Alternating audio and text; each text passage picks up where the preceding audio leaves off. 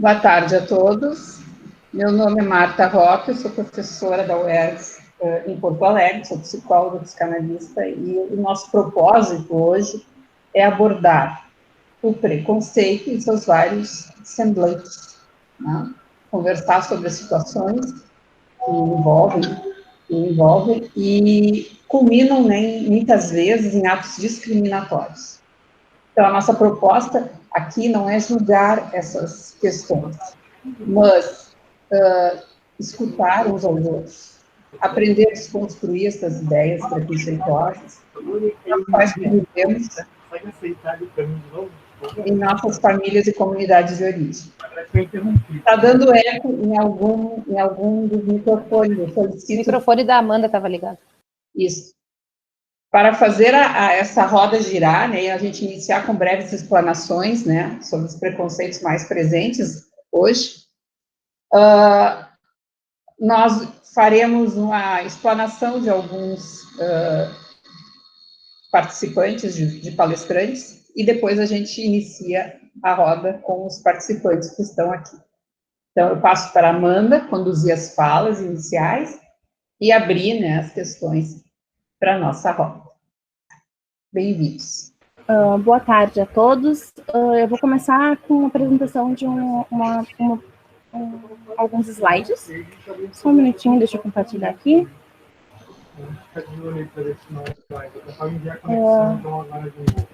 A gente precisa começar com a conceituação do que é preconceito, que é um sentimento hostil assumido em consequência de uma generalização apressada de uma experiência pessoal ou imposta pelo meio social. É uma forma de intolerância.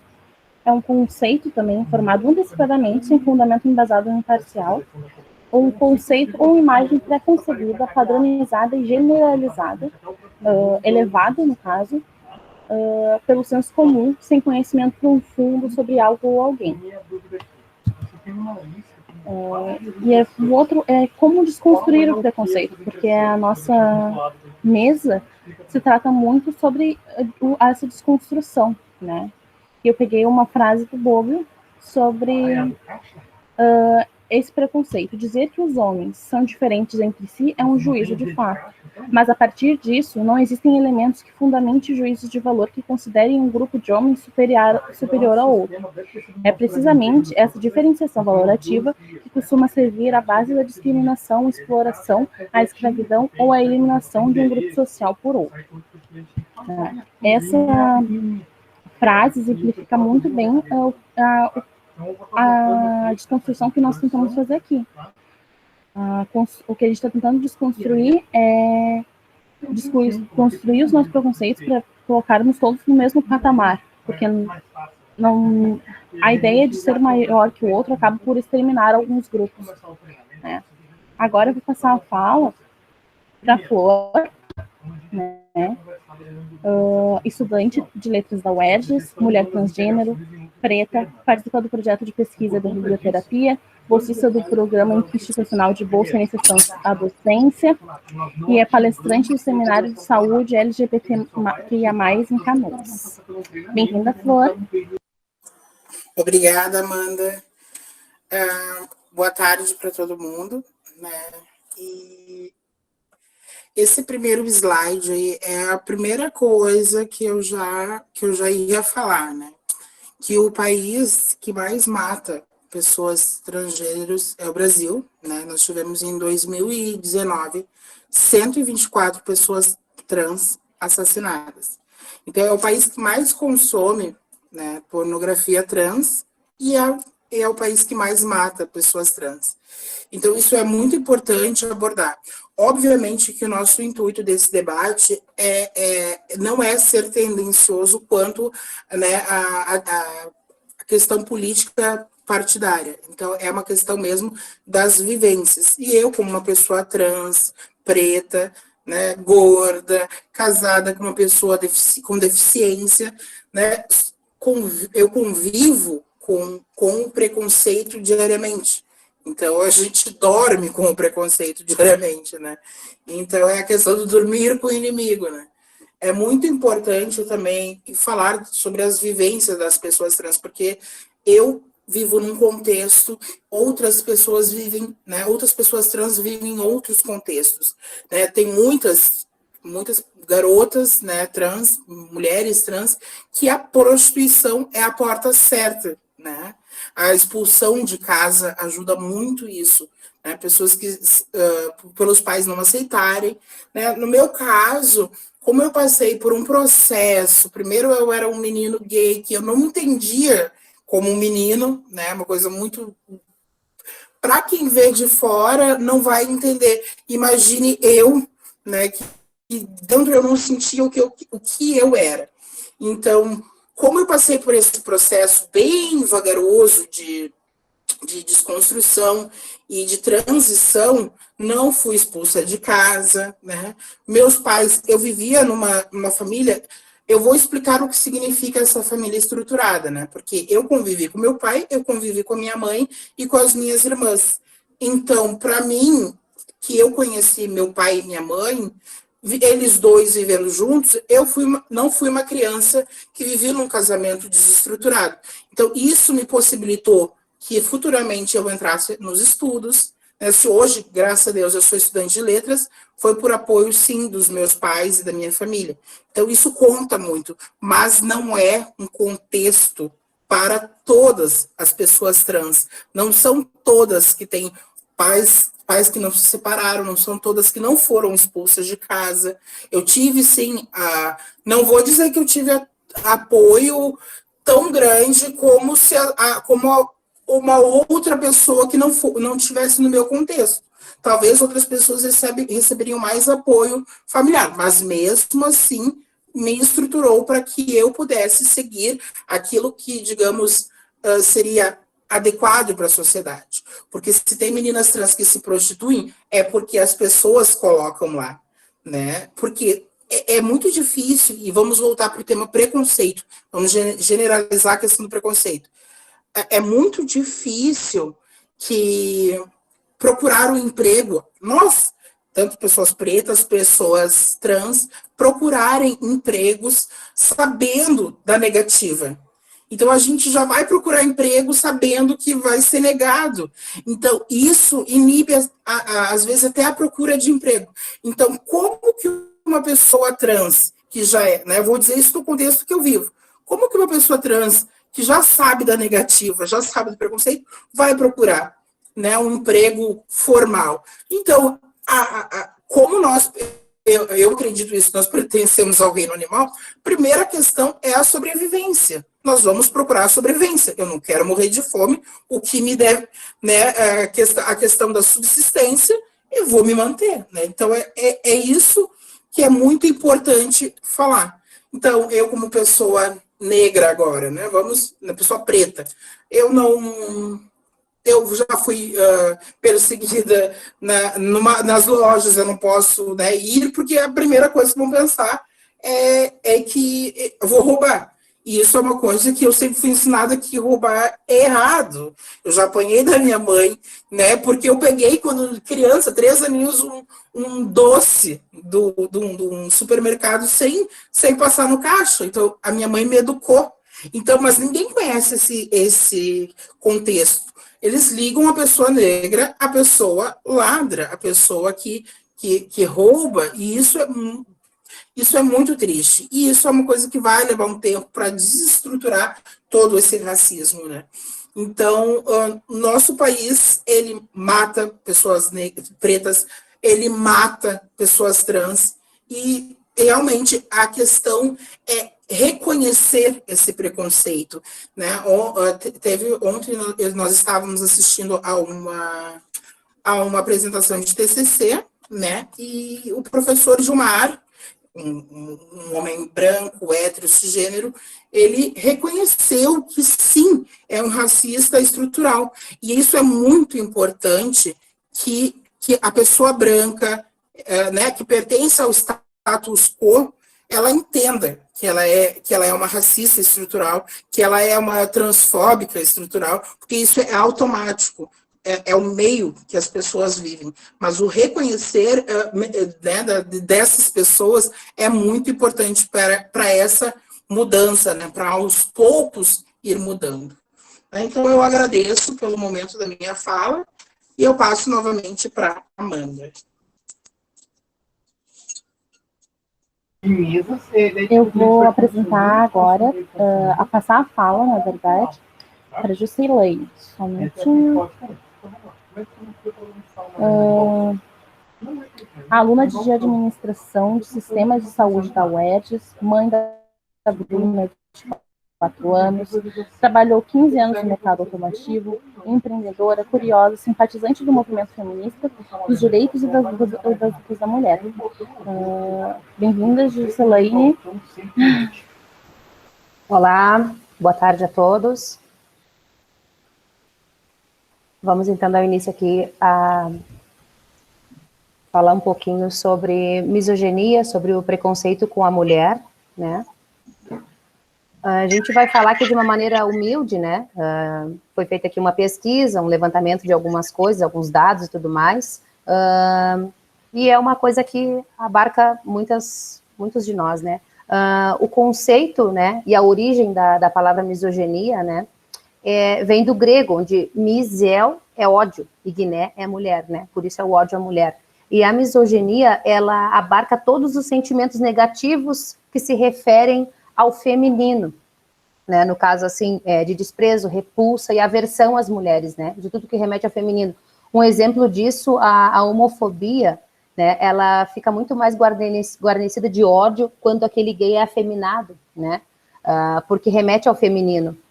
Então, existe também uma relação com o sexismo e o machismo, né, da misoginia, à medida que todos eles se sustentam na depreciação do feminino.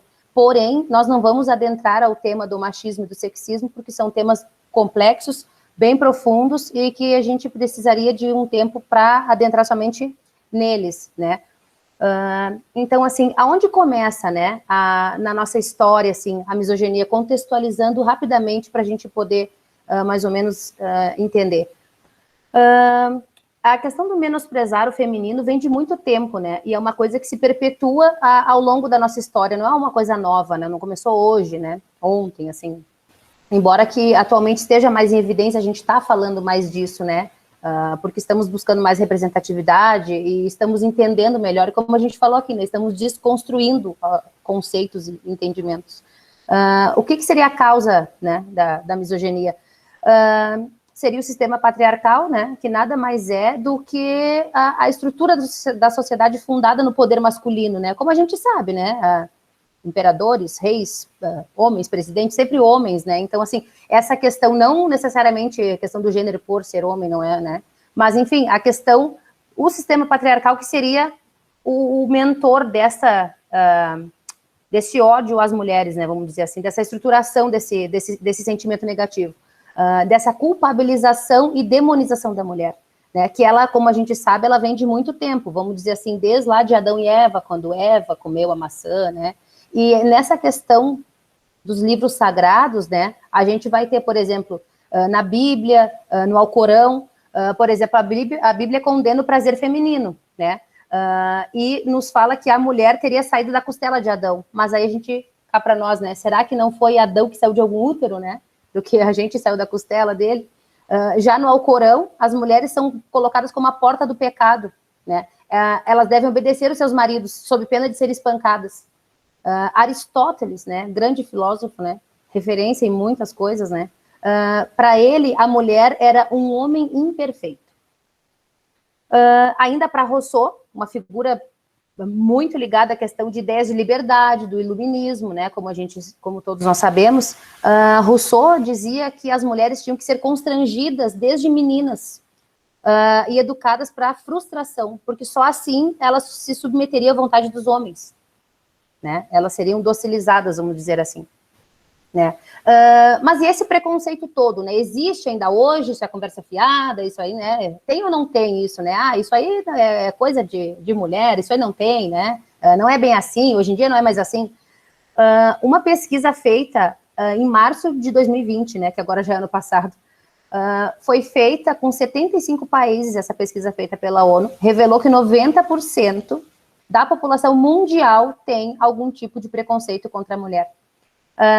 Essa pesquisa, ela foi... Tudo isso eu tenho as fontes, se alguém se interessar, depois a gente pode mandar ali onde é que foi feita a pesquisa, a fonte e tudo mais, para poder ver bem certinho. Essa pesquisa é bem interessante, porque ela esmiuça bem ali todos os tipos de preconceito e o que as pessoas colocaram. Aqui eu vou botar rapidamente. 28% desses entrevistados ainda achavam que era justificado bater na sua esposa. E metade deles ainda achavam que líderes políticos homens seriam bem melhor que líderes políticos mulheres. Né? Então, para a gente ver que é uma coisa atual que tá presente, né? É real e é comprovado por pesquisa. E, na verdade, e os padrões, né? Afinal, quando a mulher é boa o suficiente, né? Quando que essa mulher vai ser boa o suficiente? Quando essa mulher se encaixar no padrão que a sociedade patriarcal define para ela, né? Em frases como, é mulher de família, essa é para casar, né? A gente já tem uma ideia, né? O que é essa mulher de família, essa mulher para casar, né? Essas frases, essas falas machistas, sexistas que a gente escuta, né, a vida toda, que vem desse preconceito que é estrutural também. A misoginia também ela é estrutural porque ela está enraizada, né?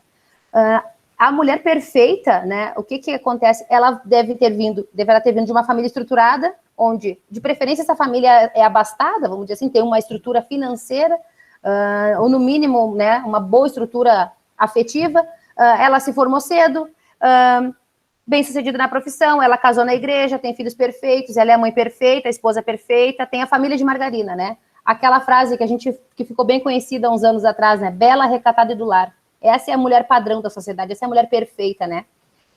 Então, além de todos os padrões de corpos, roupas, corte de cabelo, pressão estética, né? Agora, de corte de cabelo, essa semana teve ali uma apresentadora da Globo que botou um cabelo rosa, né? Então, a questão é que a idade não quer dizer nada, né? Então, que a gente não pode deixar passar. Uma pesquisa do IBGE em 2019 revelou que 14% das brasileiras não querem ser mães, né? E uma outra pesquisa da Secretaria de Saúde de São Paulo revelou que 67% de meninas, crianças de 10 a 20 anos, estão insatisfeitas com seus corpos. Isso significa que esse padrão, essa pressão da mulher ser boa, já está pegando desde criança as meninas, as nossas futuras mulheres, né? E isso traz um outro questionamento. Como é educar meninas na sociedade machista, né? Eu tenho uma filha de 4 anos e eu sinto isso na pele, né? Como que é desconstruir isso, né? Porque o preconceito vem desde a infância, né? Quando a menina brinca de boneca, panelinhas, né? Os meninos brincam de carro, brincam de engenheiro, de médico, né? E aí tem aquela coisa, tu não vai brincar de panelinha, fulano. Não. Não, olha só, tu não brinca. Então, muitas vezes, a menina, ela, até pela criação que eu dou, que é uma criação aberta, assim, nesse sentido, vai brincar. Minha filha brinca de dinossauro, brinca de carrinho, brinca do que ela quiser, né? Então, e aí, mas tem amiguinhos que não podem brincar de boneca, ou que for assim, não que até ela prefere mais um dinossauro do que uma boneca, mas enfim, né? Então, assim, essas frases, assim, aí o que a gente escuta? Tem uma menina, tu virou fornecedor, né? Ou então assim, essa aí vai dar trabalho, quando é um bebê ainda, e a criança é bonita, né? Por esses padrões. Então, são frases ultrapassadas, são coisas absurdas que a gente ainda escuta, né? Ou então, assim, prenda suas cabritas que o meu bode tá solto. Remetem a uma criação machistas de pais de pessoas, né, que pararam no tempo, né, de tutores que pararam no tempo. Então, fora a questão da igualdade, que menina e menino, crianças, eles são iguais apenas quando a menina tem que apanhar do menino, na brincadeira. A igualdade, ela não é uma coisa, não é uma realidade. Crianças, meninas e meninos pequenos, eles não são tratados de maneira igual pelas pessoas, né? A menina, enfim, ela já recebe as limitações desde pequena, né? Que ela não pode um monte de coisas, os meninos podem, porque eles são meninos. Né? Isso é coisa de menino, isso é coisa de homem, né? Então tem tudo isso aí. E qual seria, então, o papel do homem, né? O papel, vamos dizer assim, do pai nessa história, né? O que o homem tem a ver com tudo isso, né? Então, assim, essa sociedade patriarcal, que demoniza essa mulher, né, que a gente mostrou aqui, jamais elogia o que a mulher faz, as coisas da mulher. A mulher, tudo que a mulher faz é relacionado a cuidado, que aí já é outra conversa, né, que tem muito pano para manga no cuidado, que a gente sabe que as mulheres demandam muito tempo nisso, né, é obrigação, né, a mulher não faz mais que obrigação, cuidar do marido, da casa, do filho, do papagaio, do cachorro, da mãe, da avó, de todo mundo, né, e aí quando o homem faz alguma dessas coisas, a gente sabe, né, que ele é glorificado, é um marido perfeito, é um homem maravilhoso, é um pai maravilhoso, ele é o homem, ele é exaltado, ele é um herói, né, porque trocou uma fralda, e a mulher não tá fazendo mais que obrigação, né, ou então, assim, quando um pai tá com seu filho, né, isso até no livro do Piaget lá é falado, né, E aí, tu tá na pracinha lá com o filho dele, e aí, tá de babá hoje? Não, eu tô de pai, né? O pai não ajuda a cuidar, o pai compartilha os cuidados, né? Tá cumprindo a parte dele naquilo ali, né? E aí, assim, em relação a um panorama mundial, né, da misoginia, temos algumas coisas muito boas. Por exemplo, a União Europeia, ela possui uma tabela de igualdade de gênero, né? Isso é maravilhoso, né? A gente saber que o mundo já caminha para esse lado, né? Portugal está em último. Coincidência, né? Portugal tem uma ligação com o Brasil. Então, assim, a França, no caso, é o único país da União Europeia a ter mais de 40% de mulheres nos conselhos de administração das empresas. E as maiores desigualdades de gênero, elas são em matéria de tempo, dos cuidados, né? Da partilha de tarefas domésticas, assistência à família. No Brasil, aqui o IBGE, em 2018, disse que as mulheres levavam 18 horas nos cuidados domésticos e os homens 10, né? E uma pesquisa feita nos Estados Unidos também por uma empresa de lá de pesquisa comprovou que a divisão de tarefa doméstica é a mesma de 20 anos atrás, entre homens e mulheres. Os homens só gastam mais tempo cuidando do carro e do jardim, né? Não é nenhuma novidade. Então, assim, para a gente dar caminho ao encerramento aqui dessa pequena parte, né? A empatia, né? As mulheres, nós somos taxadas de loucas, de neuróticas, né? E muitas vezes a gente assume esse rótulo, né? E isso é muito falado também na educação infantil de crianças, educação respeitosa e tudo mais, que quando tu rotula uma criança, uma menina, ou seja o que for, tu tá validando aquilo ali, a criança ela vai assimilar aquilo ali. E nós somos assim, a gente assume os rótulos, né? A mulher, a gente escuta que é louca desde pequena, né? Isso é um fato. Recentemente, teve uma artista que estava falando, eu sou louca, eu sou neurótica. Eu nunca vi um homem falar isso. Eu sou louca, eu sou neurótico. Isso não é... O homem não escuta isso, ele não recebe esse rótulo, né? Então, assim, e muitas vezes as mulheres também se auto-intitulam, eu sou a chata, eu sou a louca. Agora tem uma moda, diz, eu sou a louca do isso, eu sou a louca do aquilo, né? O homem é sempre aquela figura rápida, objetiva, sagaz, boa praça, né? O homem é gente fina e a mulher, ela é sempre a louca, a mulher é chata, né? O homem mais sério, ele é na dele. A mulher séria, ela é mal amada, né? Enfim, né? A gente está aqui para buscar desconstruir tudo isso, né? Dizer não a esses rótulos, né? E buscarmos, né? Construir juntos, né? Um novo papel para a gente na sociedade, né? Novos caminhos. E entre as mulheres buscamos mais sororidade também. Seria isso. Obrigada, pessoal. Coloca o nome e o CEP da loja. Olá. Agora eu vou convidar o Anderson a falar, que chegou agorinha. Ele é estudante de letras, ele faz parte do coletivo de Jamila Ribeiro. Bem-vindo, Anderson. Obrigado. Queria agradecer desde já o convite da professora Marta, fiquei muito feliz. Achei uma honra, sim, né? Espero que vocês estejam me ouvindo bem, que eu tô com o ventilador ligado, né, gente? Porque Porto Alegre tá um forno, né? E é isso. E eu, na verdade, eu tô até em esteio, mata quente também para Dedéu. Bom, gente, eu saudar a todos, tá? Tô muito feliz de estar participando. Fui convidado pela prof. Marta e tô aqui hoje enquanto pessoa negra, enquanto LGBT também, né? Afeminado. E achei muito pertinente a fala, acho que era da Jocelaine, né, desses padrões que se constroem e de como eles são perigosos, né.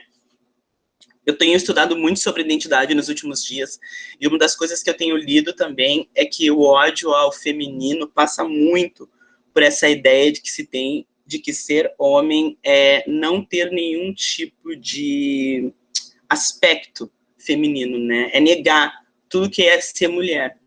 E isso que favorece o que a gente está vendo aí como feminicídio, por exemplo, principalmente de mulheres negras, né? De 12 mulheres que morrem por dia, 8 são negras. E aí tem o fator racista junto, né? Falando um pouco da minha história, eu sempre cresci numa situação muito complicada, né? Quando eu nasci em 89, tá, gente? E cresci nos anos 90, outro mundo de hoje, e na minha casa era tudo bem divididinho, embora as mulheres da minha família sejam mulheres bem fortes, duronas e tal, tinha lugar das mulheres, lugar dos homens, e eles faziam sempre questão de deixar bem claro qual era o lugar delas, né, e eu sempre me identifiquei mais com as mulheres do que com os homens, né, desde cedo. A lembrança mais antiga que eu tenho é de eu ganhando o microfone branco da minha avó, e quando eu ganhei aquele microfone, eu fui lá pra frente, descer as escadas, imitando a Xuxa saindo do disco voador, né, na época do show da Xuxa. Acho que isso era 93, sei lá. Era bem novinho. E logo depois, com 5 anos, foi a primeira vez que eu tive a primeira repreensão, assim, que uma prima da minha mãe comentou com ela, que não achava interessante eu ficar andando só com as minhas primas e tal. E ali eu já comecei, assim, aos poucos a entender qual que ia ser o meu futuro, né, e depois eu fui criada em igreja evangélica e se deram as coisas como se deram. E aos 27 anos foi quando eu pude parar para pensar a minha identidade, me olhar e me entender e tal, e percebo que esses estudos cresceram cada vez mais. Então, se é um corpo que é lido como corpo de homem ou lido como um corpo masculino, mas que tem um comportamento feminino, me trouxe muitas violências ao longo desses 31 anos que eu tenho, né, na escola e no trabalho, né, sempre ouvindo piadas, sofrendo, passando até por situações de assédio, não tinha paz nem para ir no banheiro, e foi bem difícil, né, e hoje eu entendo que a feminofobia, ela é irmã da misoginia, né, e esse ódio ao feminino. Tem um estudo da Inglaterra que diz que 80% dos homens gays não quer ficar, não quer ser associado e não quer ser afeminado, né? E no Brasil, eu acho que a gente não tem um estudo do país, mas eu já li textos de São Paulo e do Pará, 2 trabalhos de pesquisa onde a mesma situação era representada. Então, eu acho que, nesse momento, o feminismo ele é muito importante, e todo e qualquer pensamento que proponha, né, a ideia de que uma identidade feminina, e a mulher mesmo, não é sinônimo de inferioridade ou sinônimo de fraqueza, é muito importante, né? Não é sinônimo de uso também, porque o que eu vejo muito é que as pessoas acabam, alguns corpos que estão ligados ao feminino, como o corpo da travesti, do próprio afeminado, principalmente em aplicativos, é um corpo que é para ser usado e descartado, né? Nunca é um corpo que merece afeto, que merece um compromisso, que merece um reconhecimento. E isso, unido à situação da negritude, é muito grande, porque pessoas negras não são lidas como pessoas humanas, né? Hoje a maior demanda da negritude é que, agora, eu não assisto Big Brother, né? Não assisto programas da Rede Globo, mas a gente está com um programa, com um BBB que está cheio de pessoas negras, e isso longe de ser bom ou ruim, né? Porque a gente pode pensar se isso é bom, ruim, ou mais ou menos, não é errado pensar sobre isso, eu acho, mas uma das coisas que as pessoas vão poder ver, com certeza, é que pessoas negras, como pessoas humanas, elas são distintas, elas podem ser boas, elas podem ser más, elas podem ser mais ou menos boas, mais ou menos más, elas podem ser preconceituosas, elas podem ser gentis, né, porque é humanidade também. Então, eu acho que é isso que aponta esses números que a gente está vendo aí, do aumento do feminicídio de mulheres negras e também de muitos LGBTs que morrem serem pessoas negras, o fato de já ser um corpo, o corpo da mulher é um corpo inferiorizado e o corpo da pessoa negra é um corpo não visto como humano, né? E no caso, o corpo da travesti, o corpo do afeminado também são corpos que são vistos como anormais, e colabora ainda mais, né, o link com a negritude, que daí torna um corpo não humano mesmo. Então, o nosso combate, eu não consigo ver uma separação entre a luta racista, a luta machista e a luta da comunidade LGBT. Eu acho que está tudo ligado, sabe? Acho que a gente tem que entender que existe uma unidade, né? E combater o racismo sem combater o machismo não existe, né? Acho que a maior demanda que a gente tem também dentro da luta antirracista e vice-versa com a luta feminista, né? Às vezes as pessoas acham que a gente está propondo uma divisão e não é isso. É claro, né? Depois que a gente lê Modernidade Líquida do Bauman, a gente vai perceber que a tendência é que os grupos eles se fechem cada vez mais e entendam as suas pautas específicas. E aí a Djamila Ribeiro, no Roda Viva, disse, né, que a gente não precisa acabar com os grupinhos. A gente tem que conseguir criar pontes para que a gente dialogue entre si e possa estar promovendo aí o respeito à diversidade, né, entendendo que diversidade significa muita coisa e o respeito aos direitos humanos. Acho que é isso, não sei se falei demais, não sei se deu meu tempo, se tenho tempo ainda. Amanda? Se tu quiser falar mais um pouco, pode falar, não tem problema. Eu tenho, que bom, eu tenho, e quero ouvir também, tá, gente? Tem pessoas negras aqui que eu tô vendo, falem, por favor, pessoas brancas também, vamos nos ouvir. Eu tenho buscado muito me aproximar do pensamento filosófico da África pré-colonial, né? Ou como a gente chama hoje de pensamento filosófico decolonial. Porque a África pré-colonial, infelizmente, não tem como a gente ter acesso mais, né? Porque, pelo menos claro, a África é um continente com 54 países, né, gente? Mas pelo menos os povos que vieram para cá, de língua iorubá, tinham cultura oral, então não existe nenhum registro em papiro, como se diz, em paper, só do que foi sendo passado, né? Mas, ao mesmo tempo, já existem muitas pesquisas para trazer o olhar para esse espaço, né? E aí a gente entende muitas coisas que a gente não entendia antes, né? Por exemplo, no candomblé, você tem uma mãe de santo, né? Que é uma líder espiritual feminina. Então, se o teu culto religioso é liderado por uma mulher, isso diz muito porque religião também é cultura, né? Revela muito sobre a cultura do povo. Isso diz muito sobre aquele povo, né? Você tem uma entidade, uma divindade que é andrógina. 6 meses do ano é uma mulher e 6 meses do ano seria um monstro, né? Coisa assim. Então, bom, isso também mostra que aquele grupo tem consciência de que existem identidades que não são 100% masculinas e 100% femininas, né? Isso é muito... Isso mesmo, o Xumaré arrasou, Flor. E sem falar de todas as outras questões ligadas à afetividade e até ao feminino, né? Quando a gente trata das entidades da religião, das divindades das religiões de matriz africana. Então, isso é muito interessante, né? Eu sou uma pessoa criada em igreja evangélica e até hoje creio na existência de Jesus Cristo, mas olho para todos esses arquivos com um aspecto cultural, né? Para entender também a cultura do meu povo, né, dos meus antepassados, que pode me ajudar a me compreender, né. Eu passei a vida toda achando que eu era anormal, e aí eu li um texto, esses tempos, onde um cara anotou um registro de um afeminado que desceu do navio negreiro, assim, entende? Então não é uma coisa de convivência com as pessoas da Europa, coisa e tal. É uma identidade que já veio com ele, assim como desde o século XVI a gente tem registro de mulheres trans entre a negritude escravizada. Então, isso dá insumo para que a gente combata essa ideia, né, de que existe qualquer tipo de anormalidade ou alguma coisa bugou na gente, e não, né, é só uma identidade que não é respeitada, que não é reconhecida. E é importante que a gente entenda que elas acontecem e podem acontecer.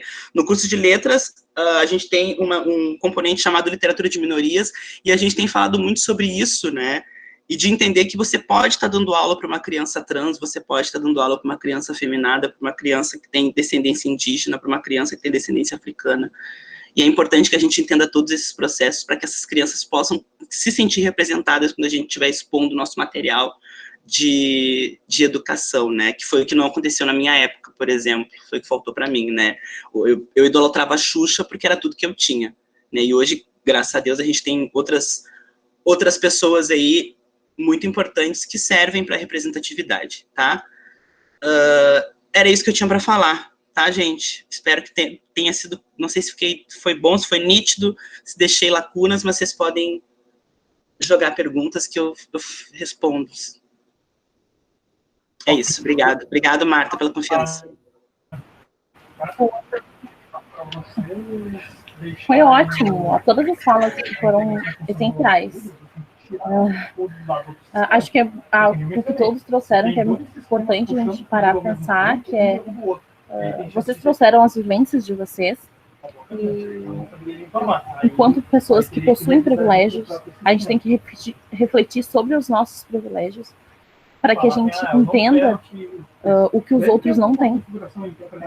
A nossa imagem é sempre formada às vezes no olhar do outro, e para a gente se construir, a gente tem que desconstruir esses preconceitos, justamente. Vou passar a fala para a professora Marta. Então, pessoal, a gente trouxe alguns depoimentos, gostaria que quem está participando falasse também, porque tem inúmeras formas de manifestação do preconceito, né? A gente sabe, tem preconceito para pessoa idosa, pessoa com deficiência. Então, a gente deixou em aberto também, até porque a gente gostaria que os participantes se colocassem em relação a outros preconceitos que, né, gostariam de compartilhar aqui com a gente. Está aberta a palavra. Vamos lá? Alguém, quem quiser pode se manifestar pelo chat também. Quem gostaria de dizer alguma coisa?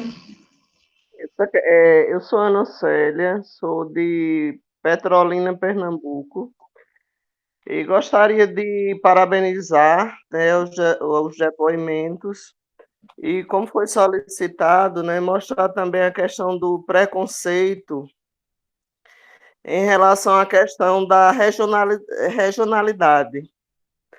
Porque, por exemplo, eu posso apontar aqui o preconceito brasileiro contra o nordestino.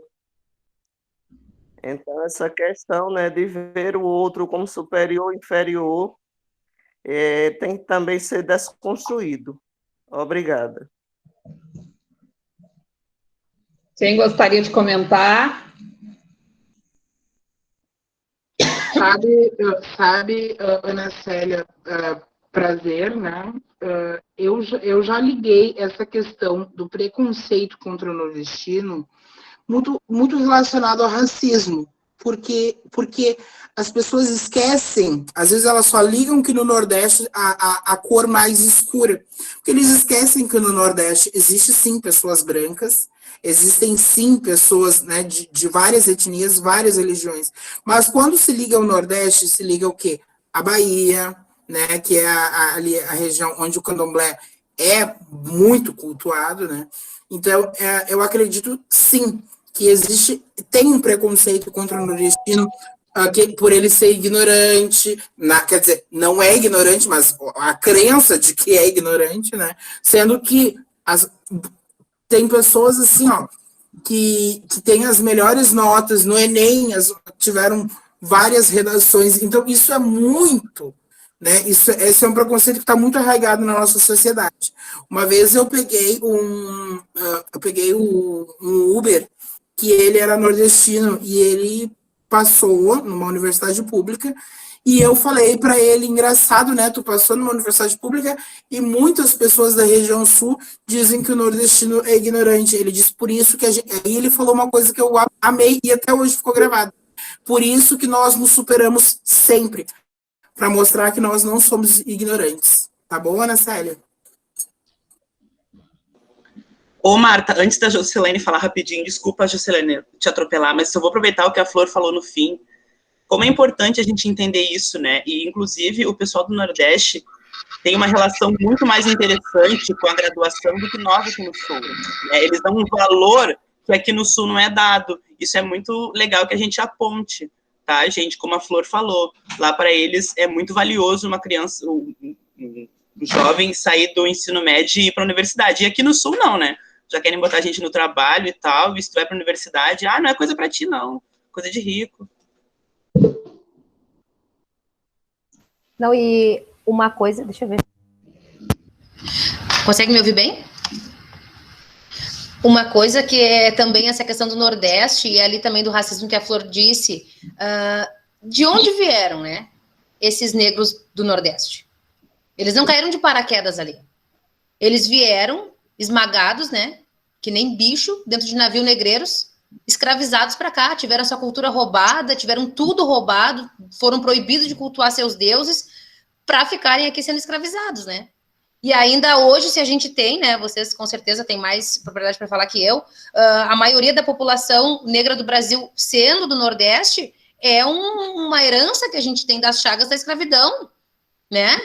E aí a gente ainda cultivando né, validando muitas vezes, ou então permitindo, né, sendo omisso, quando a gente ouve essas coisas, né, e vê esses comportamentos, a gente acaba dando continuidade a esse racismo, esse preconceito estrutural com as pessoas, com as outras culturas que tem dentro do nosso país, né? Porque é tudo resultado da nossa própria história, né? A gente é um resultado de meu Deus, de um mix, de um liquidificador que botaram tudo que tinha aqui e tem um pouco em cada lado, né? E aí a gente se achar, muitas vezes, uma região ou outra, se achar superior, não cabe, né? E aqui no Sul também tem muito racismo, muito preconceito dentro do próprio Estado, né? Essa questão em relação a que a Ana Célia falou ali, em relação ao Nordeste, tem isso, e o sulista aqui, principalmente o gaúcho, principalmente, muitas vezes, pessoas mais conservadoras, de determinadas regiões do estado, muitas vezes da Serra, ou de regiões mais abastadas, de achar que tem o sangue azul, vamos dizer assim, né? Que são superiores. Se eu der um exemplo para vocês, eu moro num condomínio, eu sou a mais escura do meu condomínio. Eu tenho vizinhas com belezas nórdicas, né? Eu digo belezas nórdicas, que elas se acham superiores, entendeu? Pelo simples fato de terem os olhos azuis e serem loiras.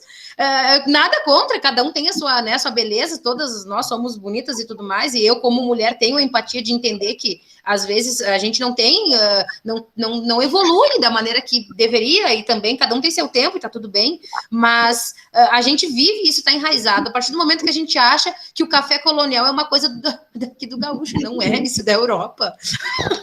Então, a gente acaba até se apropriando de coisas que não são nossas, porque a gente quer ser superior, então tem muita coisa para arrumar, né? Tem muita coisa fora do lugar. Isso aí. Então, eu gostaria de complementar aqui as falas de Anderson e de Jocelaine, mostrando, eu sou indígena, mostrando a questão, né, desse preconceito relacionado a esses grupos de negros, de indígenas, mas também muito relacionado à pobreza, como se fosse uma região pobre, não por falta de oportunidades e pela exploração que sofremos desde da época colonial, mas também nos veem muitas vezes como pessoas incapazes culturalmente. Aquele que fala errado, aquele que tem um sotaque carregado, e vem aí o desrespeito, né, ao posicionamento do outro, aos diversos saberes, à pluralidade de saberes que existe no nosso território brasileiro. Obrigada. A Thelma está com a mão, quer falar alguma coisa? Sim, eu gostaria de falar um pouco sobre o preconceito com o idoso, que hoje a população do idoso vai aumentar, né? Acredita-se que vai dobrar até 2050, e nós temos um olhar para o idoso muito errado, né? Do ser incapaz, do ser frágil, de não ter opinião, de estar à margem da sociedade. Muitas vezes, dentro da sociedade, é quem sustenta a família financeiramente, emocionalmente, e isso está sendo esquecido. E hoje nós temos o Estatuto do Idoso, que muita gente desconhece e muitas vezes critica os direitos do idoso, que está, né, todos embasados e todos escritos. Então, eu gostaria também de lembrar, né, que o idoso daqui a pouco será a maioria, todos nós vamos nos tornar idosos, e temos que abrir, né, uma forma de educar desde a criança da Jocelaine, né, de 4 anos, que ela possa ter um olhar diferenciado para o idoso. Obrigada. Obrigada. A Inês, quer falar alguma coisa? Oi, boa tarde. Meu nome é Inês, eu sou de São Paulo, tenho 58 anos e também queria deixar aqui marcado, né, sobre o problema do preconceito ao idoso. A gente tem visto um movimento grande, né, nas redes sociais se iniciando, E aí eu trago sempre uma questão, e que eu acho legal ouvir um pouco de vocês também, porque eu trabalhei até o início da pandemia numa multinacional, e eu percebo que a gente trata o idoso, né, como uma pessoa que não tem mais capacidade para estar dentro do mundo corporativo ou trabalhando, enfim. A gente sempre trata o idoso como um doente, né, como uma pessoa que precisa usar fralda e tal. E aí, bem falado, como falou antes de mim, a população idosa é enorme no país. Agora eu não tenho os números aqui para compartilhar, mas tem um estudo que já prova, né, a quantidade de idosos no Brasil, no mundo, claro. E além de todo mundo chegar nessa idade, a gente tem um poder ainda muito diferente do que eram as pessoas idosas no passado, né? Então, o que eu defendo é que a gente trate o idoso não como aquela pessoa que aparece nas propagandas, né? Eu sou publicitária em relações públicas também, então sempre levo para esse lado. Nas campanhas publicitárias, aquele senhorzinho que precisa de fralda ou que precisa se internar numa casa de saúde, né? Então, eu defendo muito que a gente, cada vez mais, eu acho que esse grupo pode ajudar muito a gente a trazer isso para o mundo real, né? A gente está aí ainda na parada de sucesso, como dizia antigamente, para mostrar para todo mundo, inclusive fazer uma ponte com toda a diversidade que falou antes aqui, muito bem posto, e eu acho que a gente tem que se unir cada vez mais. É isso, obrigada. Muito obrigada, Inês. Eu vou passar a palavra para a Juscelene, novamente. Está com a mãozinha levantada? Opa, então é para o Anderson. Amiga, na verdade, a Elizabeth ali levantou primeiro que eu. Ai, desculpa. Eu levantei sem querer aqui. Desculpa. Desculpa. Elizabeth, pode falar agora, por favor?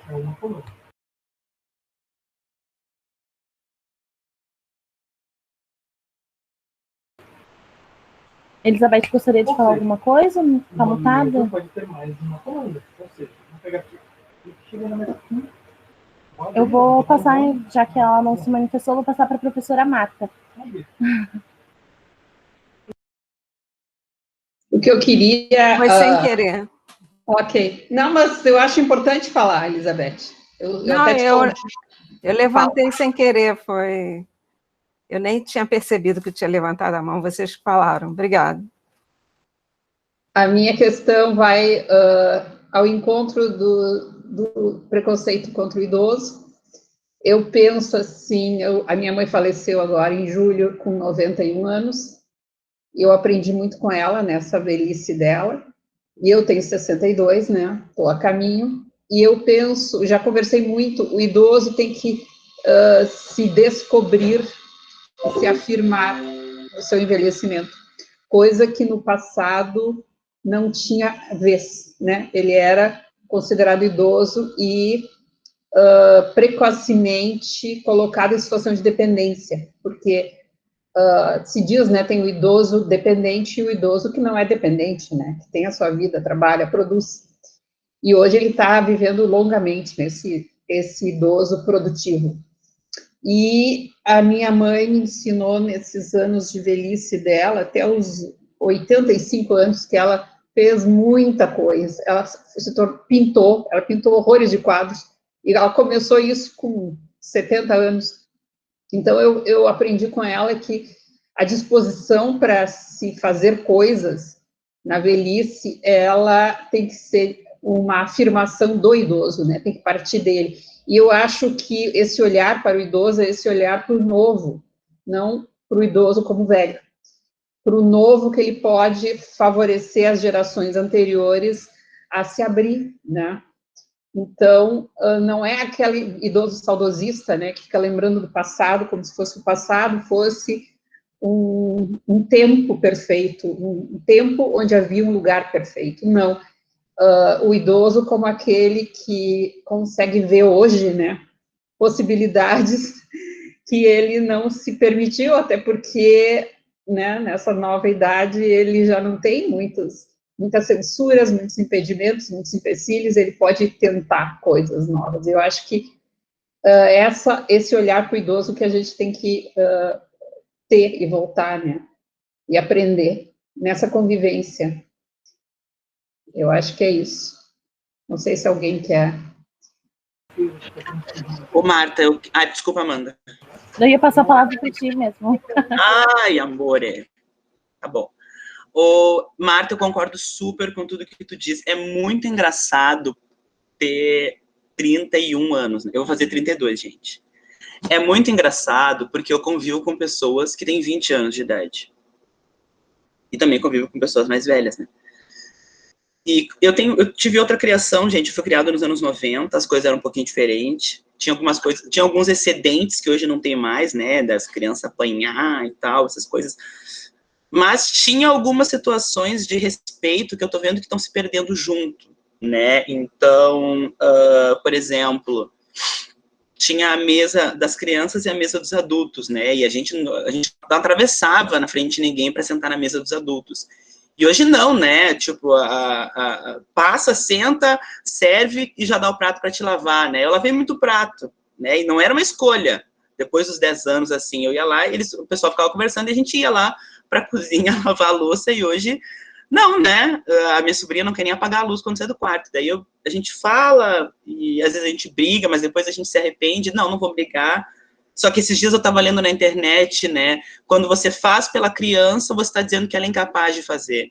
E aí eu comecei a dizer, Júlia, apaga a luz do teu quarto. Quando tu sair, desliga a televisão, sabe? Cria em ti esse sentimento já de não ficar desperdiçando, né? A gente tem que entender o efeito que isso deixa. E a questão do respeito com os mais velhos é muito forte, né? Porque parece que tem um desprezo pelo antigo. A minha avó me ensinou muitas coisas que eu sei hoje. Ela tá viva, graças a Deus, é minha avó materna. Eu tenho 3 avós vivos, né? Minha avó e meu avô materno e meu avô paterno. Meu avô paterno tem 90 anos de idade, imagina, 92. Imagina que esse homem não viveu, que nem a mãe da professora Marta, né? Às vezes ele me fala até de lembranças do passado, assim, de situações de guerra, sabe? O meu avô também, com a pandemia do Covid, falou da gripe espanhola, se eu não me engano. Então, são histórias que a gente ouve de um outro mundo, mas que, de alguma forma, parece que refletem o mundo de agora, né? A minha avó falando das dificuldades que ela teve para adquirir o terreno dela, do quão é importante essa questão do trabalho, e aí a gente, claro, a gente entende que também existe um discurso racista por trás disso, de querer convencer a pessoa negra de que ela só tem valor quando ela trabalha, e isso é totalmente errado, né, mas ao mesmo tempo é por esse trabalho que a gente consegue ter as nossas aquisições, né, depois que eu me formar vou precisar de um emprego, para conseguir ter uma mudança de vida também, né, para que os dados mudem, para que eu não continue estando lá no grupo de pessoas que é classe média baixa ou que está na miséria, né, como eu sempre digo, assim, para algumas pessoas o emprego é o passaporte, né, para pessoas trans, a Flor tá aqui, pode falar melhor do que eu, só ter um emprego já é muita coisa, porque o mercado fecha as portas para essas pessoas. Então, eu gosto muito de ouvir sempre minha avó, meu avô. Tem coisas antigas, tem racismo, tem machismo, tem transfobia, tem a feminofobia, e aí a gente tem que conversar sempre, né, e trazer para eles também coisas que são de agora, que às vezes, quando você é convencido pela sociedade de uma coisa durante 90 anos, não é fácil que essa mentalidade mude, né, e a gente tem que ter essa paciência também. Eu já fui aquela pessoa militante bem estúpida com pessoas mais velhas, porque eu achava que racismo é crime, machismo é crime, e é, de fato, mas eu tenho os meus também, e eles também reproduzem, e eu entendo, e eu tenho paciência com eles, né, eu não posso virar as costas para eles, né, porque daí, imagina, é mais uma família negra que vai se desmanchar, né, e se hoje eu estou numa universidade, foi porque a minha avó começou a trabalhar com 12 anos, por peça de roupa, lá em 51, se eu não me engano, 52. Ela trabalhava por roupa e comida. E ela se aposentou com 63 anos, com problema de visão. Ela viveu para trabalhar. Ela nunca ficou sem trabalhar. E isso permitiu que a minha mãe pudesse ter uma formação e me dar uma vida muito confortável, né? Eu sou uma pessoa negra, passei por uma série de situações, afeminado, negro, mas eu nunca passei fome, né, eu cresci numa situação bem confortável, e me permitiu estar na universidade. Então, alguém se sacrificou por isso, né? Eu tenho que ter um respeito por eles. Eu tenho também, né? A casa que a minha avó mora hoje, que onde eu morei durante muito tempo, foi meu avô que construiu. A casa que eu moro hoje, meu pai construiu, né? Então, é muito importante que a gente valorize e entenda também que, para alguns povos indígenas e africanos, velhice é sinônimo de sabedoria, né?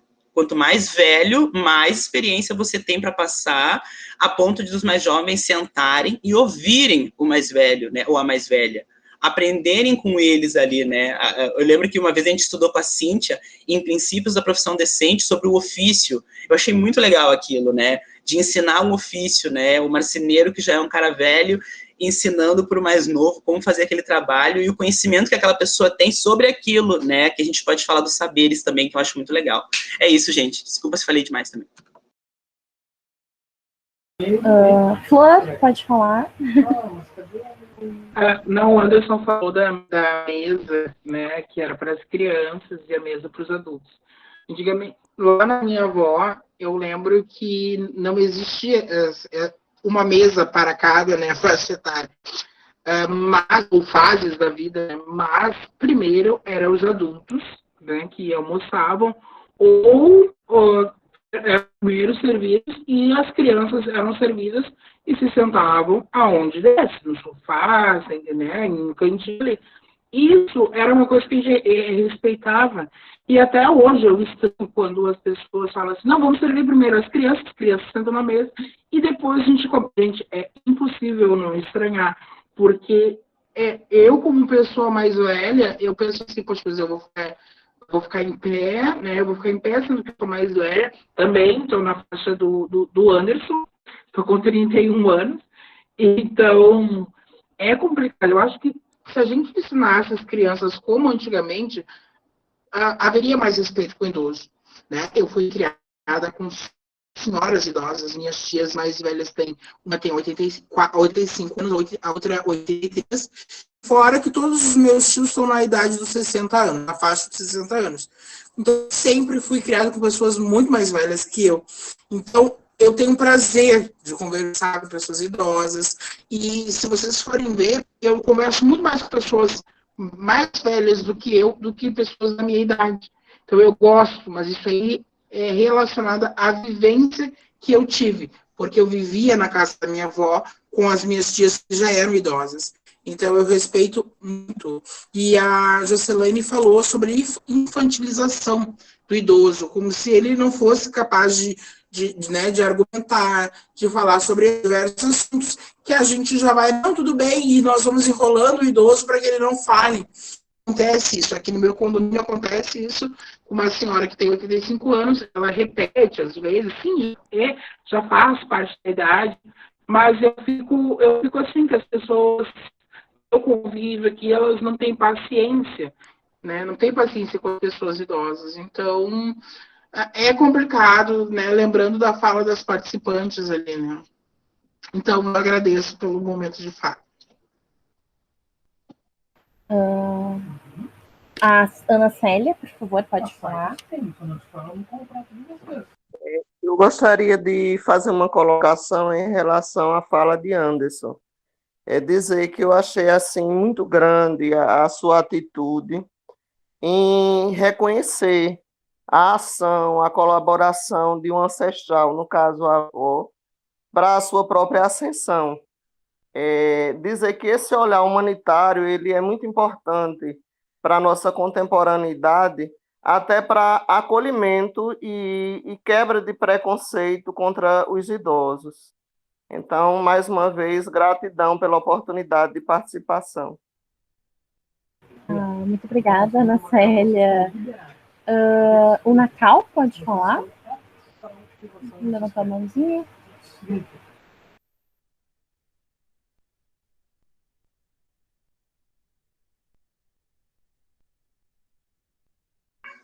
Tá desligado o microfone, Nacal. Tá certo. Gostei muito da fala de vocês, quero parabenizar aí pela palestra. E eu quero dizer que eu trabalho com pessoas idosas, né? O meu convívio é num centro de atividade física para idoso. E é gratificante o retorno que eu tenho dos idosos quanto à minha profissão, que eu trabalho na educação física, e o conhecimento que eles me agregam a cada dia. Então, eu queria parabenizar vocês e eu trabalho numa empresa que ela valoriza o idoso, né? Então, assim, desde criança eu via alguns relatos aí, a questão de comer, respeitar o idoso primeiro. Então, assim, na minha família, aqui a gente tem a crença que o idoso ele se serve primeiro ainda, né? A gente mantém isso. A gente tem o idoso como o rei da família e a criança como o príncipezinho, a princesinha que vai crescer e vai ganhar o mundo. Então, a gente vai trazendo esse ensinamento aqui, pelo menos no entorno que eu convivo, aqui no Mato Grosso do Sul, né? A gente tem esse jeito de tratar as pessoas. E estranha, assim, a modernidade, o pessoal tem estranhado, sim, muita coisa, mas é o novo que vem vindo, né? E a gente tem que ir se adaptando, mas, assim, graças a Deus, a gente nunca teve dentro da família essas questões raciais, questões de preconceito. Eu ouvindo vocês, eu me sinto até meio de fora do assunto, porque meu pai é negro, a minha mãe é branca, tenho avó lá da Bahia, né, bisavó da Bahia, está vivo ainda. O meu avô, por parte de mãe, viveu até os 98 anos, assim, na sua plena independência, né? Ele tinha uma chacrinha, mexia lá, plantava abobrinha, plantava mamão, e foi até 97, 98 anos. Então, assim, é gratificante ver a fala de vocês e só quero agradecer. Muito obrigado. Nós que agradecemos. Inês, tu gostaria de complementar alguma coisa? Basicamente, com o treinamento inicial é isso. Não, tá perfeito. Obrigada pela oportunidade. Foi muito bom compartilhar essas ideias com vocês. Juscelane, você queria falar? Sim, essa questão dos idosos, ela passa bastante também pela questão da mulher, né? Se tu fores ver a questão da pressão estética, vamos dizer assim, e dessa coibição, vamos dizer, que tem hoje com o envelhecimento das mulheres, né?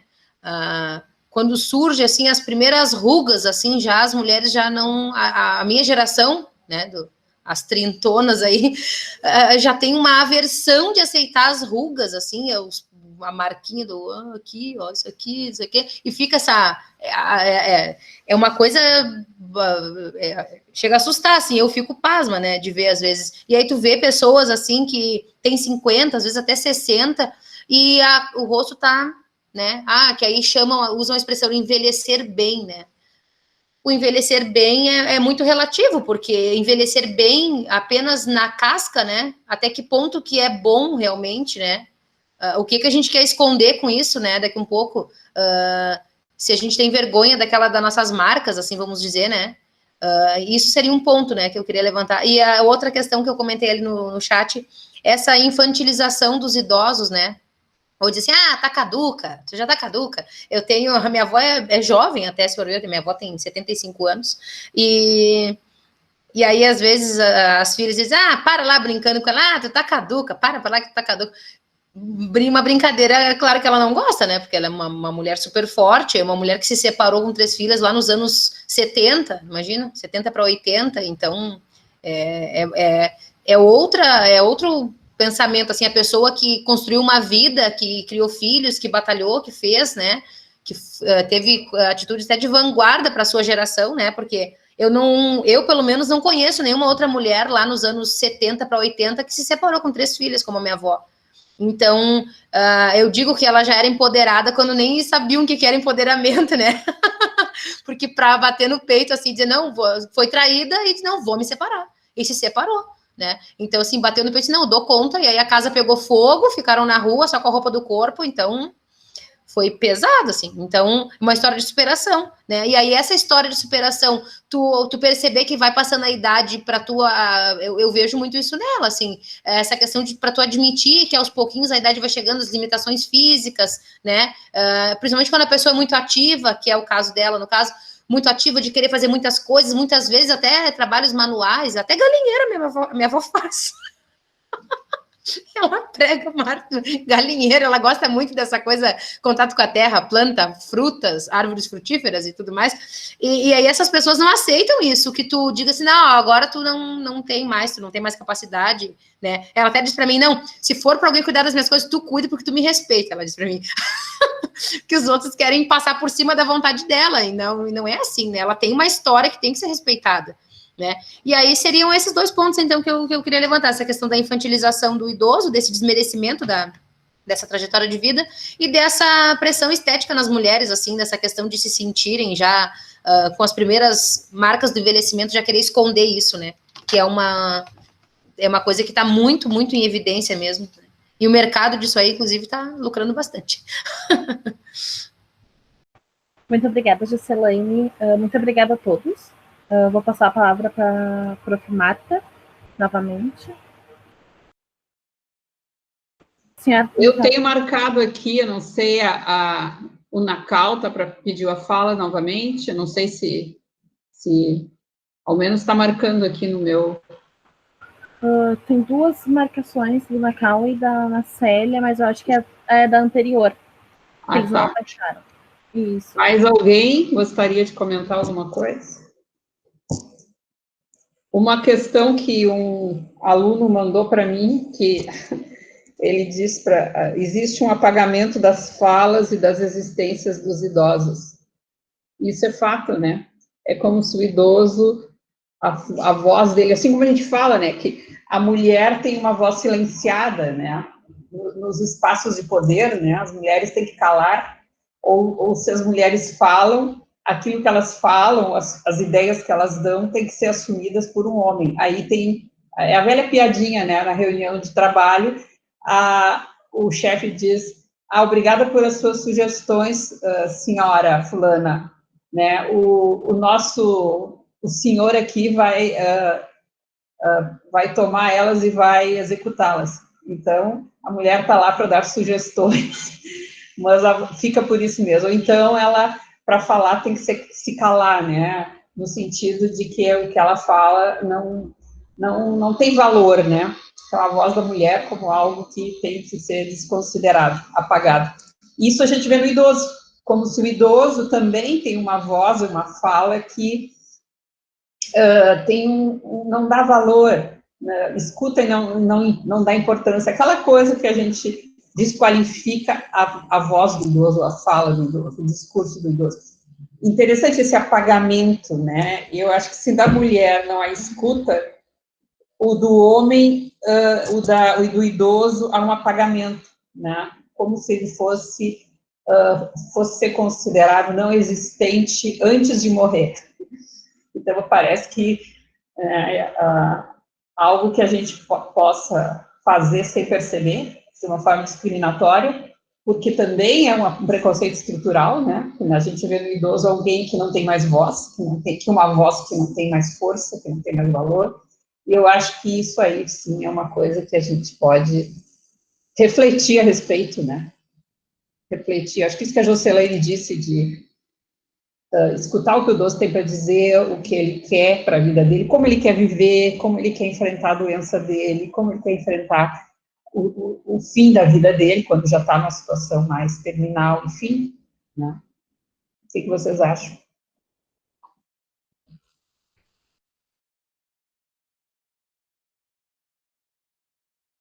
Pode falar? Eu não levantei a mão, é Inês de novo. Pode falar, Inês. É muito legal ouvir você falar isso, mas eu ainda queria deixar talvez essa questão. Será que a gente não tem que então, talvez dividir, né? Eu não sei se é uma forma também de preconceito, mas quando a gente fala do idoso, vamos nos preparar para morrer, né? Ou para acabar, ou para ficar doente, não é aí que a gente erra, porque eu com 58, próximo a chegar nos 60, super ativa, vindo de um trabalho que não era o parecido com as pessoas da minha época, né, que as minhas avós, por exemplo, e muitos dos exemplos que vocês deram aqui, as avós são taxadas, né, hoje eu sou avó também, mas são taxadas de, ela faz o trabalho lá nas florzinhas, ela faz tricô, ela faz crochê, mas e o que vai acontecer com pessoas que nem eu, que vieram do mundo corporativo, que somos ativas, que está crescendo mais ainda, né, cada vez mais, porque os jovens, vocês que estão desde cedo já nessa batalha, vão chegar nos 58 e falar, e agora, daqui eu saio para ter uma horta, né? Então, só porque eu fiz 60, não desmerecendo a horta, eu adoraria fazer, mas eu estou dizendo só de não estar inserida dentro do mercado, né? Então, eu tenho uma dúvida de como tratar, eu vejo um gap muito grande. Minha mãe tem 88 anos, ela é super ativa, mas ela nunca trabalhou, porque era outra realidade, né? Ela fazia serviços de casa, como a gente falava, né? Você escrevia num formulário, você falava do lar, né? Então, assim, é uma dificuldade, e ela está super ativa, viajando, passeando, mas a diferença que existe, provavelmente vai existir daqui para frente, eu com 80, espero estar viva, né? Que a gente tem que ainda pensar que a gente tem uma vida, então eu só deixo essa reflexão, e eu não vejo essa reflexão nos grupos, foi por isso que eu falei antes, e é muito importante, até porque eu estou passando isso, e eu já mandei, sei lá, quantos currículos, porque eu fui demitida no início da pandemia, até porque quem vai ser demitido primeiro, né, não é levado em conta que é quem tem experiência, mas vamos pagar menos, é aquela história, né, troca por 2 de 20 e está tudo bem. Mas a gente não é levado em consideração a sua experiência, o quanto você poderia passar. Está começando, tem uma pequena abertura aí para mostrar o mundo corporativo para as pessoas, mas eu não só digo do mundo corporativo, eu digo até dessa mesma coisa de hoje estarmos aqui, pessoas que não se conhecem. Como vai ser isso para esses jovens que estão aqui com 30, né? Vai querer trocar com 60, peraí, acabou, você usa a vaga do idoso, vai pagar menos no ônibus, vai começar a defender se a morte está próxima. Gente, isso me arrepia. Então, eu deixo essa reflexão assim, e peço que vocês ajudem, né? Eu não tenho nenhum projeto assim, mas eu estou iniciando essas discussões, porque eu acho que eu vejo falado, né, desse pedaço do fim da vida, e isso me deixa triste, sabendo que os maiores empreendedores do mundo, Walt Disney, Henry Ford, enfim, todos, tem alguns outros, aquele Chicken, que eu esqueci o nome do cara agora, que é aquela marca de franquia de frango, também tudo começou assim, acima dos 60, né, que eles começaram a pensar e conseguir construir grandes impérios. Então, eu acho que tem que ter aí talvez um corte, eu não sei como fazer isso, mas não discriminando, óbvio, mas dividindo, né? Então é isso, deixo aqui, obrigada aí pela escuta. Inês, é muito importante também a gente não esquecer, porque assim, tu falou muito, e espero eu ter entendido também um pouco errado, mas é que tu falou muito de pessoas idosas, mas as pessoas idosas, a gente está falando desse público-alvo, um público hétero, branco, né? E a gente meio que sente isso. Nós não podemos esquecer que existem pessoas trans idosas, pessoas gays idosas. Então, eu me preocupo também, né? Porque aqui nós temos uma conhecidíssima, né, militante das pessoas trans, a Marcele Malta. Ela ainda luta, né, pelas pessoas travestis aqui no Rio Grande do Sul. Então, eu não vejo, claro que ela ainda assim sofre preconceito do próprio meio, para tu ter uma ideia, do próprio meio LGBT, pela questão de ela ser idosa, porque ela sobreviveu à expectativa de uma pessoa trans que é de 35 anos, ou seja, eu não estou nem perto ainda, né, faltam 4 anos para eu chegar próxima, né, da expectativa de vida de uma pessoa trans.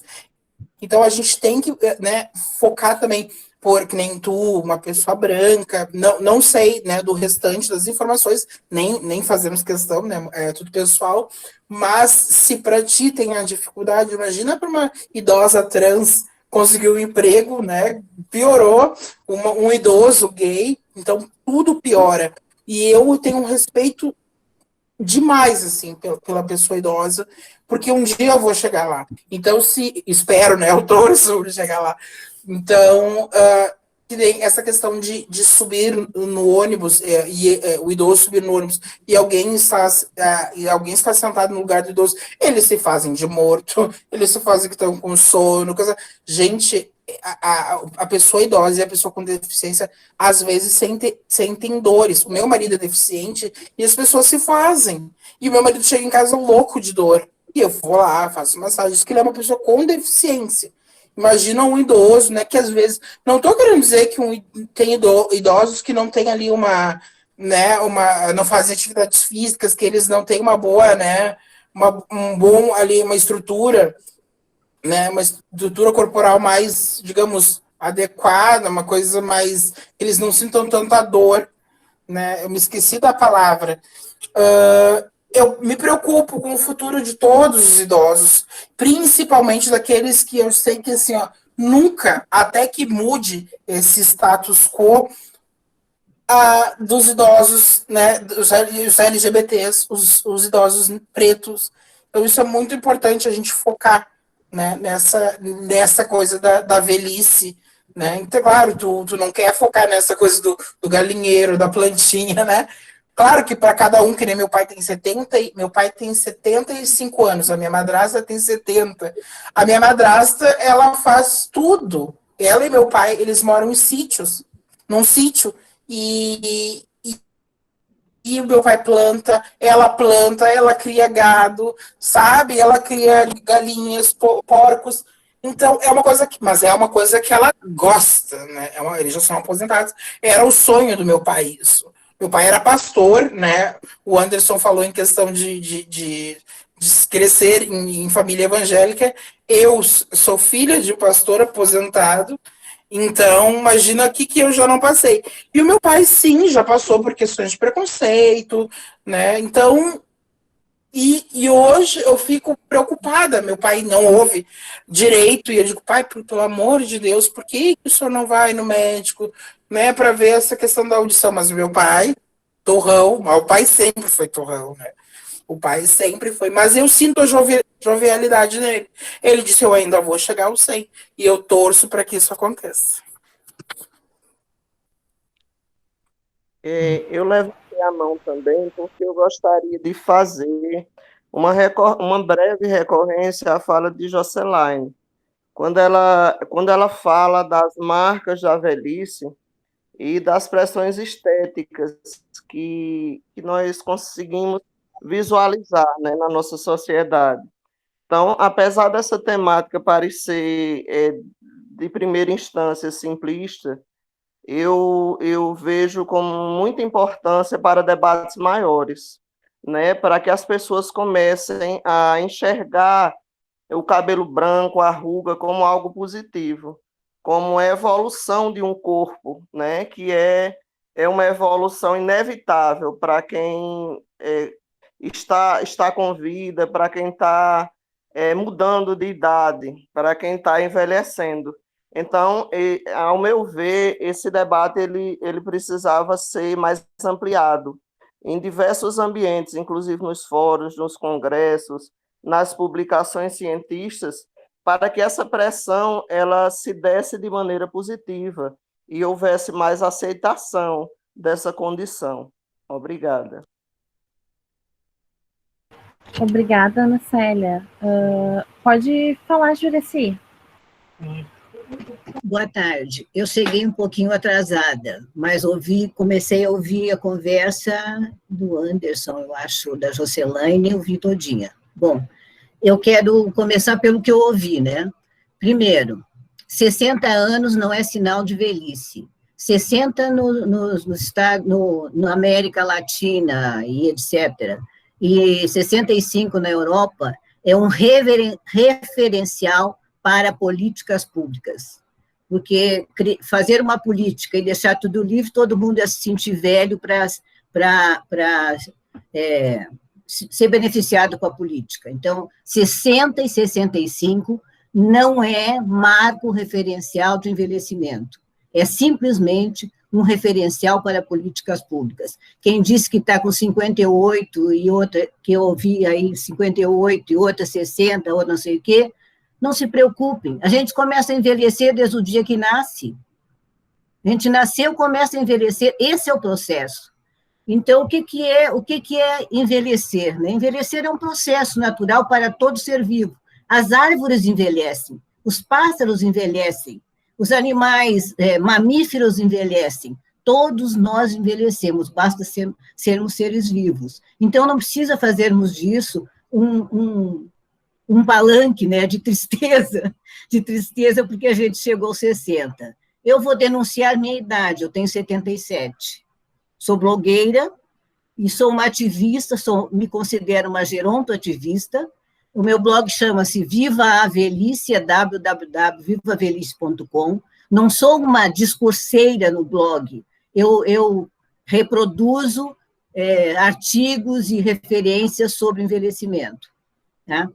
A gente tem, nesse processo de envelhecimento, aqui eu acho que foi a Ana Célia, alguém que falou, a gente tem no processo de envelhecimento uma coisa muito triste, que são os invisíveis.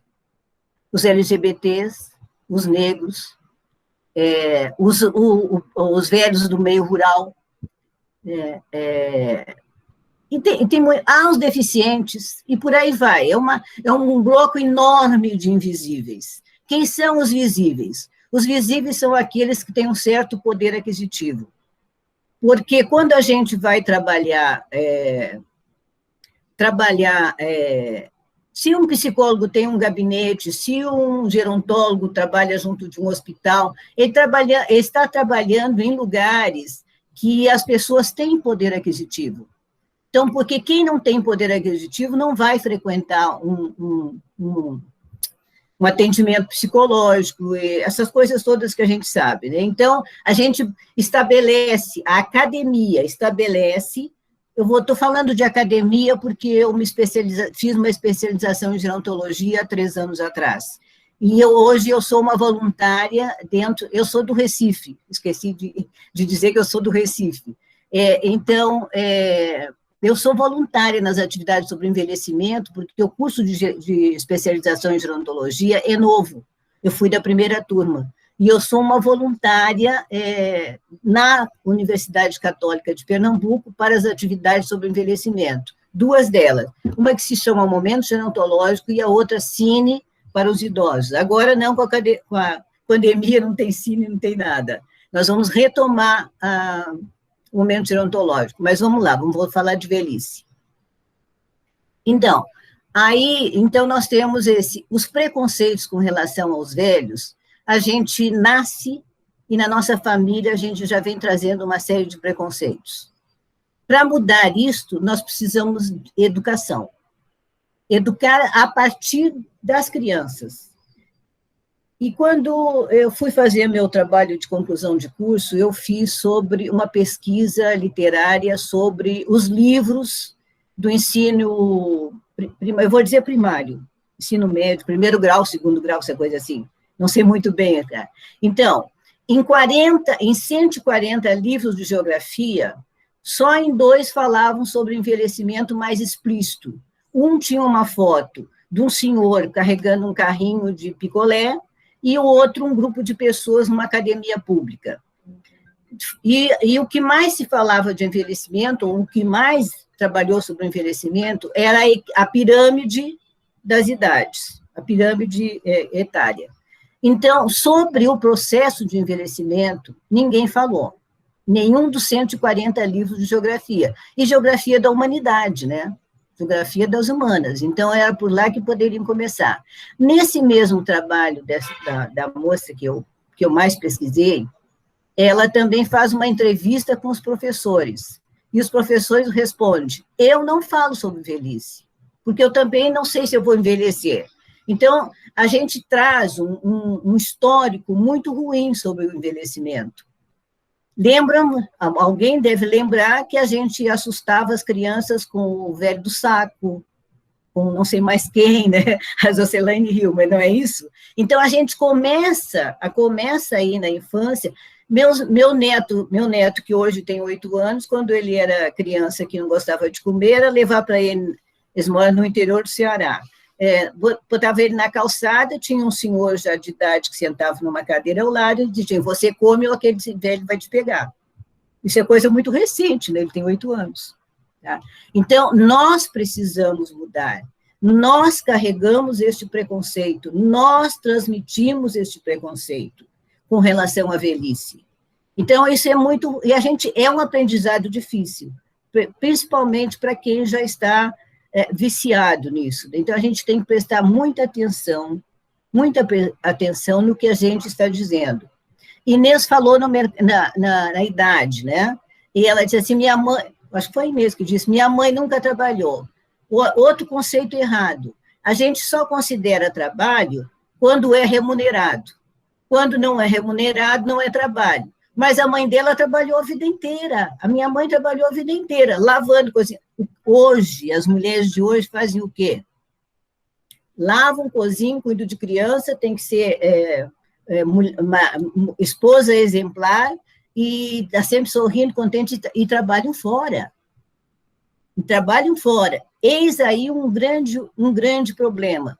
Como que a família cuida de uma pessoa que tem, por exemplo, Alzheimer na família? Se trabalha fora. Aí eu estou falando rápido e meio misturando as coisas, mas é mais para ser provocante mesmo. Por exemplo, né, a legislação brasileira ela é extremamente familista. Isto é, o Estado não é responsável pelo adolescente, não é responsável pela criança, não é responsável pelos idosos. O Estado põe na família o artigo 247 da Constituição, se não me engano. Primeira coisa que ele escreve é a responsabilidade é da família, depois diz da comunidade, não sei o que, o Estado é lá no fim. Por exemplo, as famílias que mãe e filhos trabalham, se tem alguma pessoa que ficou com Alzheimer ou qualquer uma outra demência ou qualquer outra doença limitante em casa, como é que ela vai cuidar? Onde é que o Estado está oferecendo centro-dia para que a pessoa possa passar o dia lá, para quem trabalha fora ficar tranquilo? Se sou eu e a minha mãe tem demência, e sou eu que trabalho, mas não posso pagar um cuidador, então eu vou ter que deixar de trabalhar, e se eu deixar de trabalhar, como é que nós duas sobrevivemos? Cabe ao Estado, é responsabilidade do Estado, nos dar esse apoio. Tá? Então, a coisa do processo de envelhecimento é muito complicado no que se trata no que trata de políticas públicas. Complicadíssimo. Se vocês moram em alguma cidade que tem centro-dia para idosos, parabéns. Tá? E o mercado de trabalho é mau por excelência, o mercado de trabalho é preconceituoso por excelência. Tá? Quando dizem assim, fulano vai se aposentar, ou fulano está aposentado, aposentadoria é uma má palavra que resolveram transformar em lei. É horrível, porque a sociedade considera aposentado uma pessoa inútil. Não é mais útil para o mercado. Então, ele é uma pessoa inútil. Quando a gente diz assim, preciso de um serviço em casa, por exemplo, de um marceneiro. Olha, o seu fulano é um bom marceneiro. Ah, mas ele já está aposentado. Então, está aposentado é inútil. Ele deixou de ser bom marceneiro? Não deixou de ser bom marceneiro. Então, tem todas essas nuances que a gente carrega e constrói com relação à velhice. Eu considero, por exemplo, eu fiz 60 anos. Aí, se eu vou olhar a legislação brasileira, eu já não existi mais. A partir da ordem dos 60, eu sou outra pessoa, considerada inútil, cheia de cuidados, cheia de dedos, cheia disso, cheia daquele outro. Então, parece que, na minha leitura, a legislação atrapalha a vida da gente. A legislação tinha que ter outro discurso, não esse que tem, porque a gente existe até os 60, passou dos 60, a gente passou a ser dependente, totalmente dependente. Isso, para mim, é um horror. Como é um horror, quando me pergunto, você é aposentado? Eu disse, não. Se você quer saber qual é a minha fonte de renda, eu vou dizer. A minha fonte de renda é previdenciária, de um recurso que eu paguei como seguro após eu me aposentar, após eu sair do mercado de trabalho. A aposentadoria é um rótulo extremamente ruim para as pessoas. Se apresentar como aposentado é se desrespeitar. Ah, eu estou aposentado. Aposentado coisa nenhuma. E se tiver alguém disse assim, ah, minha mãe não trabalha mais. Aí eu perguntei o que a tua mãe faz. A minha mãe fica em casa. Ah, então não trabalha mais. Como não trabalha? Se lava, cozinha, passa? Isso é trabalho, gente. Isso é trabalho. Uma coisa é o mercado de trabalho, outra coisa é o trabalho. É o mercado de trabalho e a utilidade financeira que é a utilidade que a gente tem para quem nos paga. A gente é uma coisa útil para quem nos paga. A partir daí, pronto, acabou. Eu acho que eu vou parar aqui meu discurso, porque senão ele é muito longo. Ele é muito longo, mas eu acho que eu cutuquei alguma coisa que a gente pode pensar em conjunto. Desculpa, a gente precisa ir encerrando agora, na verdade, porque já deu o nosso tempo de mesa. Eu vou passar a falar para a prof. Marta, mas muito obrigada a todos que colaboraram, muito obrigada aos nossos convidados, o Anderson, a Flor, a Jocelaine, essas falas foram maravilhosas. Muito obrigada a todos, muito obrigada a todos que participaram. Professora Marta? Então, tá. Eu gostaria de agradecer também, gostei da dona Juraci, bastante ativa, né? Só que eu vou dizer para ela que eu tenho 62 anos, dona Juraci, e eu estou dando aula aí, dedicação exclusiva. Fora outras coisas que eu faço. Não precisa me chamar de dona, né, Marta? Juraci, e eu sou voluntária também, em atividades aí. Bravíssimo, Mas eu acho que a gente, quando gosta do que faz, a gente não percebe o cansaço, não percebe o tempo, né? A gente segue fazendo. Tem que encontrar esse caminho, assim, do desejo, e a gente não larga ele mais. Mas, a coisa do projeto de vida, né? Coisa do projeto de vida. Temos desejo, que ter né? Desejo de realização. Então, nós vamos encerrar aqui. Eu gostaria de agradecer a todos. Eu acho que a gente pode, a partir de agora, ter um outro momento, a gente pode pensar em outros momentos para nós debatermos isso durante o semestre, podemos ter uma atividade de extensão, fazer coisas legais, e a gente sabe que é sempre bem-vindo para se atualizar essas questões, né, e melhorar a nossa relação uns com os outros, né? Eu acho que é sempre uma luz, um ar que circula, né, nas nossas vidas, um ar novo, fresco. É isso aí. Agradeço a todos, agradeço a Amanda, que se empenhou, a Jocelaine, a Flor, o Anderson, que prepararam com todo carinho essa fala para movimentar o debate, todos que participaram aqui. Não deixem de preencher lá o link com os dados para a gente mandar um e-mail com a apresentação. A Jocelaine separou vários links para quem se interessa por esses dados, e os colegas, vocês podem fazer perguntas que a gente responde e manda as nossas pesquisas, tá? Beijo para todos. Não esqueçam de preencher a inscrição. Eu vou deixar aqui. Tchau, tchau. Beijo, tchau, Foi um tchau. prazer. Obrigado por todo mundo. Tchau, tchau. Beijo para todos, gente. Se cuidem. Tchau.